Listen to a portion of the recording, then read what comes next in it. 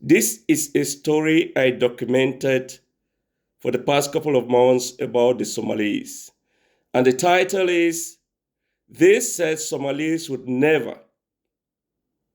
The content is They said Somalis would never integrate. They said Somalis would always depend on others. They said Somalis were only refugees, not leaders.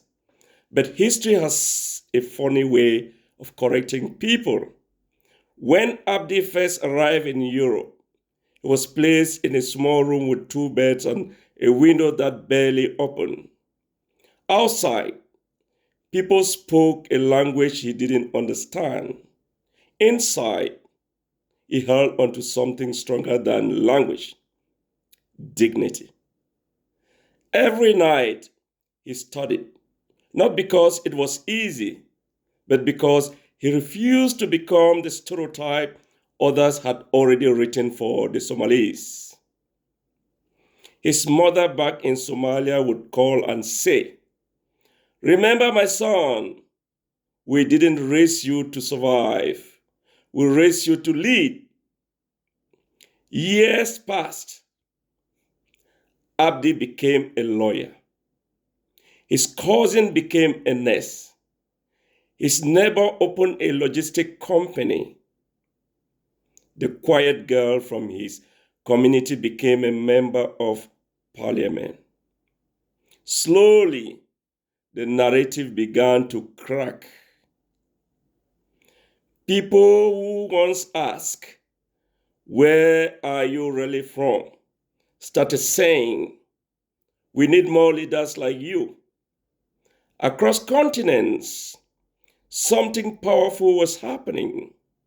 Somali names were appearing in city councils, national parliaments, universities, and boardrooms.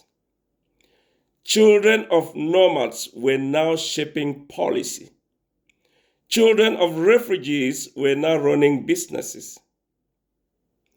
Children who translated for their parents were now writing laws. And the most beautiful part, they didn't forget where they came from. They built companies and still sent money home. They graduated with honors and still spoke Somali at dinner. They entered politics and still carried the pride of a nation many had misunderstood. One day, a teacher asked a Somali student, "Why are Somalis so determined?" The student smiled and replied, "Because we are not just proving ourselves. We are correcting a story that was written without us." Today, the world is slowly realizing Somalis are not defined by displacement. They are defined by resilience, not by stereotypes, but by achievements. Not by being looked down upon, but by rising again and again, higher than expected. And somewhere in every Somali home in the diaspora, there is a quiet belief whispered from parents to children: they may underestimate you, but they will never outwork you. That is the story of the Somalis, and that is the story of Somalia. Never underestimate anyone. Thank you.